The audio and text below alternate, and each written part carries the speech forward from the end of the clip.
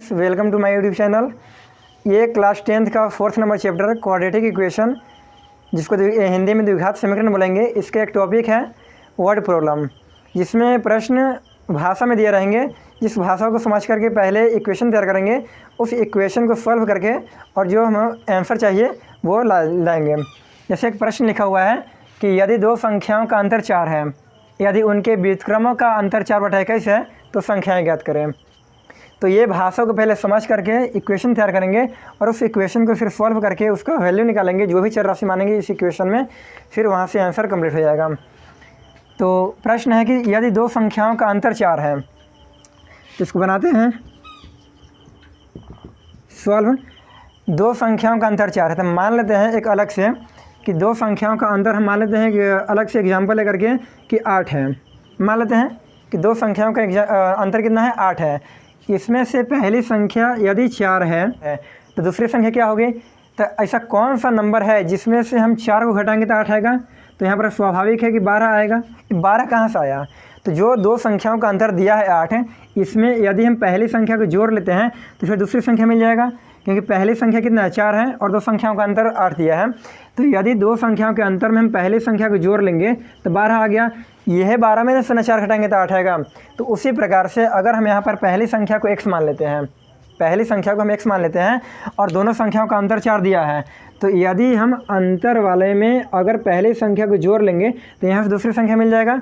तो वही बात हम मान लेते हैं, यहाँ पर लिखेंगे माना कि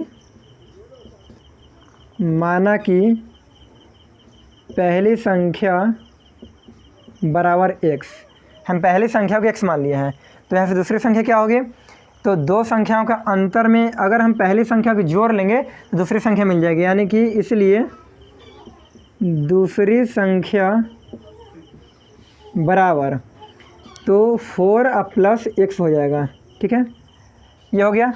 आगे कि यदि उनके व्युत्क्रमों का अंतर 4/21 है। व्युत्क्रम का मतलब होता है मल्टीप्लिकेटिव इनवर्स, इसको रेसिप्रोकल भी बोल सकते हैं। जैसे मान लेते हैं कि a/b कोई फ्रैक्शन है, भिन्न है, तो इसका मल्टीप्लिकेटिव इनवर्स यानी व्युत्क्रम हो जाएगा b/a। मतलब व्युत्क्रम का मतलब ये होता है कि अंश का हर और हर का अंश में बदल देना। तो कह रहा है कि यदि उनके व्युत्क्रमों का अंतर 4/21 है, तो यहाँ से हम लिखेंगे प्रश्नानुसार। प्रश्नानुसार कहने का मतलब प्रश्न के अनुसार, प्रश्नानुसार उनके व्युत्क्रमों का अंतर। तो उनके व्युत्क्रम कहने का मतलब कि पहली संख्या और दूसरी संख्या की व्युत्क्रम। तो पहली संख्या x है तो x का व्युत्क्रम हो जाएगा 1/x, और दूसरी संख्या है 4 + x, तो इसका व्युत्क्रम हो जाएगा 1/4 + x। चूँकि दोनों का अंतर कर रहा है मतलब कि माइनस करेंगे, और ये कितना के बराबर है, तो 4/21 के बराबर है। हो गया। तो ये इक्वेशन तैयार हो गया। तो सबसे पहले जो भी भाषा वाला क्वेश्चन दिया रहेगा उस भाषा को समझ करके और यहाँ से इक्वेशन तैयार करेंगे, और इक्वेशन तैयार करने के बाद यहाँ से सॉल्व करेंगे क्वाड्रेटिक। चूँकि क्वाड्रेटिक इक्वेशन का ये टॉपिक है, तो यहाँ पर द्विघात समीकरण की फॉर्म में आ गई है। फिर यहाँ से इसका निकालने का दो तरीका होता है, गुणनखंड विधि या फिर द्विघात सूत्र विधि द्वारा। यहाँ से इक्वेशन तैयार कर लिए हैं, और इस इक्वेशन को हम सॉल्व कर लेते हैं। तो नीचे वाले के एलसीएम लेंगे तो हो जाएगा x × 4 + x। हो गया। अब यहाँ से जब भिन्न के घटाव आप लोग को आता हो बनाने की, जब यहाँ से हम पूरा में इतना से डिवाइड करेंगे तो x कैंसिल हो जाएगा, तो बच जाएगा 4 + x, और इस 4 + x से हम 1 में मल्टीप्लाई करेंगे, यानी कि 1 × 4 + x हो गया। हो गया।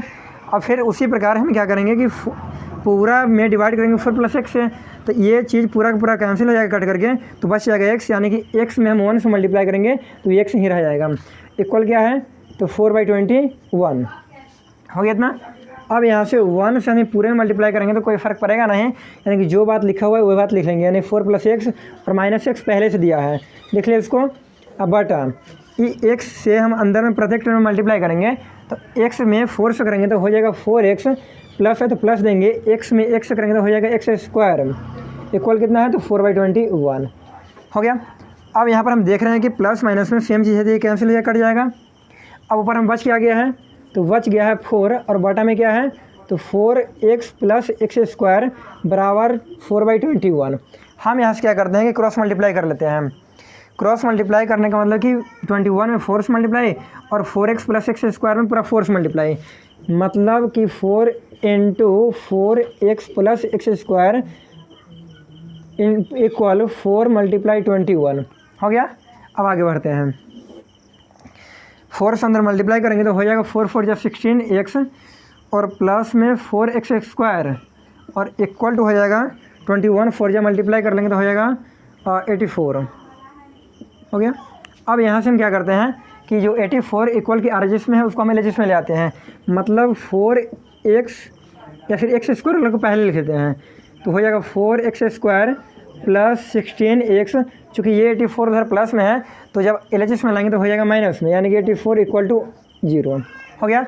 अच्छा, यहाँ से कुछ कॉमन लग रहा है, हम पूरे में से कॉमन 4 ले सकते हैं, यानी जब हम 4 कॉमन ले लेंगे तो अंदर में क्या बच जाएगा। कॉमन लेने का मतलब होता है कि उसके अंदर में हम मतलब प्रत्येक टर्म को 4 से डिवाइड कर रहे हैं, तो 4x स्क्वायर पहले से है, अगर हम 4 से इसमें डिवाइड करेंगे तो बच जाएगा सिर्फ x स्क्वायर, यहाँ से बच जाएगा 4x और यहाँ से बच जाएगा 21 इक्वल टू 0।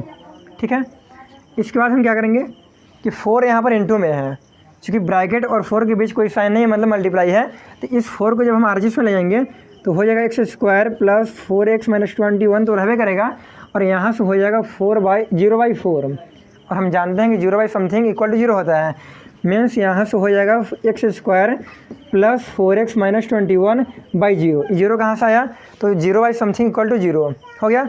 अब यहाँ से लग रहा होगा कि द्विघात समीकरण का जो व्यापक रूप होता है ax square plus bx plus c उस फॉर्म में आ गया है। अब यहाँ से हम क्या करेंगे कि द्विघात गुणनखंड विधि का प्रयोग करके और यहाँ से हम इसका वैल्यू निकालेंगे। तो यहाँ से a का वैल्यू कितना हो जाएगा 1 हो जाएगा, b का वैल्यू कितना हो जाएगा 4 हो जाएगा और c का हो जाएगा -21। अब यहाँ से हम a और c को मल्टीप्लाई करते हैं और चूँकि यहाँ पर अगर माइनस रहे तो घटाने पर बिचला के बराबर, अगर प्लस रहे तो जोड़ने पर बिचला के बराबर।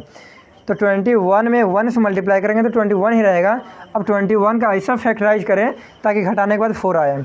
ठीक है, अब 21 का फैक्टराइज किया जाए, 21 का हमें फैक्टराइज करेंगे तो हो जाएगा 7 और इंटू 3 में, यानी 7 और 3 को लेंगे तो 7 3 या 21 हो जाएगा और 7 से 3 घटाएंगे तो 4 आ जाएगा। मतलब यहाँ से हम लिख सकते हैं x स्क्वायर, चूँकि यहाँ पर साइन प्लस का है तो 7 और 3 में हम 7 को प्लस में लिखेंगे, यानी कि 7 को प्लस में यानी प्लस 7x हो गया और -3x -21 इक्वल टू 0।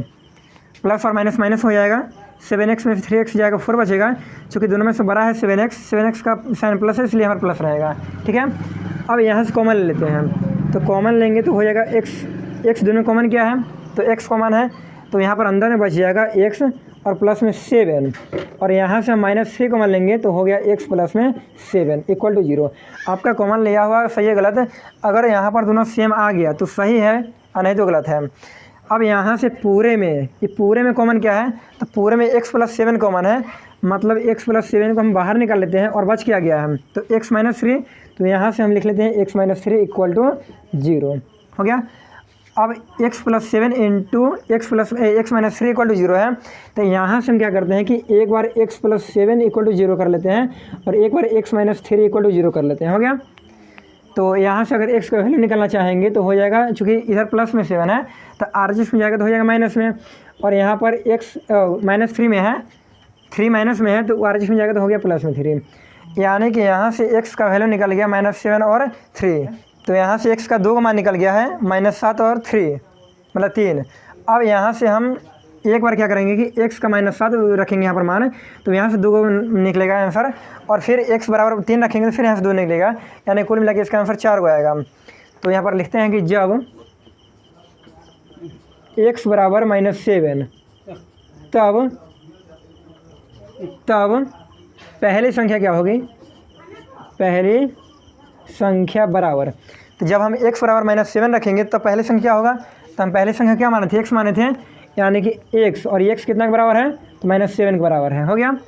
और यहाँ से फिर दूसरी संख्या क्या है तो दूसरी संख्या इसको हम क्या माने थे तो 4 + x, यानी कि 4 + x और x की जगह पर रखना है -7, यानी कि हो जाएगा यहाँ से 4 और प्लस माइनस -7, यानी कि 4 में से 7 चल जाएगा तो हो जाएगा -3 हो गया। तो यहाँ से 2 आंसर आ गया है, x बराबर -7 और यहाँ से -3। अब यहाँ से हम x बराबर अब 3 रखेंगे, तो इधर देख लीजिएगा आप लोग, यहाँ से लिखेंगे जब x बराबर 3 तब पहली संख्या, तो जब हम x बराबर 3 रखेंगे तब पहली संख्या कितना हो जाएगा, तो इसको हम x के बराबर माने थे, तो x का वैल्यू यहाँ पर कितना है 3, तो पहली संख्या 3 हो जाएगा। और दूसरी संख्या कितना हो जाएगा, तो दूसरी संख्या को हम माने थे 4 + x, यानी कि 4 तो रहबे करेगा और x की जगह पर चलेगा 3, यानी कि 7। तो इस तरह से आपका इसका आंसर 4 आ गया है, -7 - 3 और 3 और 7। ठीक है, तो इस तरह से आपका पूरा ये हो गया है सॉल्यूशन कंप्लीट। तो ठीक इसी प्रकार के हम 4 क्वेश्चन लिखेंगे, सिर्फ वहाँ पर नंबर चेंज होगा, सिर्फ नंबर चेंज होगा, बाकी सब बात यही रहेगा। और आप लोग इस चीज़ को बना लीजिएगा और इसका एक बार स्क्रीनशॉट ले लीजिए। देख, तो ये क्वेश्चन जो हम सॉल्व किए हैं, ठीक उसी पर ये पूरा का पूरा 4 क्वेश्चन दिया है, सिर्फ नंबर चेंज है और कुछ नहीं। तो आप लोग जाइए और इसको बनाने का प्रयास कीजिए, उम्मीद है ये बन जाएगा। यहाँ पर हम जो क्वेश्चन अभी बनाए उसमें अंतर था और यहाँ पर अंतर वाला दिया भी है, तो इस क्वेश्चन को तो आराम से बन जाएगा। सेम क्वेश्चन है, सिर्फ नंबर चेंज है। बाकी के 3 क्वेश्चन है इसमें योग दिया है, तो कुछ करना नहीं है, बस एक एग्जांपल ले लेते हैं। इसमें मान लेते हैं कि 2 संख्याओं का योग दे दिया है 25। 2 संख्या है जिसको एक दूसरे में जोड़ते हैं तो 25 आ रहा है। ठीक है, अगर हम मान लेते हैं कि उसमें पहली संख्या 17 है, मान लेते हैं कि पहली संख्या 17 है, तो दूसरी संख्या क्या होगी, मतलब ऐसा कौन सा दूसरा नंबर होगा जिसमें हम 17 में जोड़ लेंगे उस नंबर को तो 25 आ जाएगा। तो यहाँ पर 8 आएगा। तो ये 8 आया कहाँ से, तो यहाँ पर जो योग दिया रहेगा ना, जो 2 संख्या का योग दिया रहेगा उसमें से हम पहली संख्या को घटा लेंगे, फिर दूसरी संख्या मिल जाएगा। तो यहाँ पर दो संख्या का योग कितना दिया है, 25 दिया है, हम पहली संख्या कितना मान लिए हैं, 17 है। तो अगर हम 25 में से 17 को घटा दिए, फिर 8 आ गया, और 8 और 17 को और 8 को जोड़ लेंगे तो फिर 25 आ जाएगा। तो ठीक उसी प्रकार से यहाँ पर कह रहा है कि 2 संख्याओं का योग 15 है। ठीक है, तो 2 संख्याओं का योग 15 है और पहली संख्या को यदि हम x मान लेंगे तो दूसरी संख्या ऐसा ना हो जाएगा 15 - x। जिस तरह से 2 संख्याओं का योग 25 था, पहली संख्या को हम 17 ले लिए हैं तो दूसरी संख्या 8 आया। ये 8 कहाँ से आ गया, तो योग वाला में से पहली संख्या को हटा लिए, फिर दूसरी संख्या मिल गया। तो यहाँ पर 2 संख्याओं का योग 15 दिया है। अगर पहली संख्या को x मान लेंगे तो 2 संख्याओं के योग में से पहली संख्या को अगर हम घटा लेंगे तो दूसरी मिल जाएगा, यानी कि पहली संख्या x हो गया, दूसरी संख्या 15 - x हो गया। फिर कह रहा है कि उनके व्युत्क्रमों का योग 3/10 है, मतलब कि 1/x, पहली संख्या x माने इसका व्युत्क्रम हो जाएगा 1/x, यानी कि इसका व्युत्क्रम हो गया।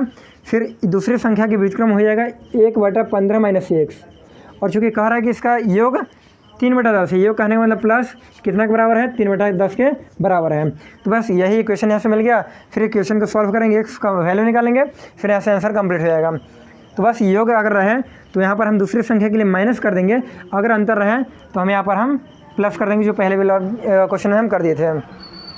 तो ये चारों क्वेश्चन आप लोग बना लीजिएगा और फिर इसके अगले पार्ट में भिन्न वाला प्रश्न पर बनाएंगे। बंद कर दें थोड़ा सा।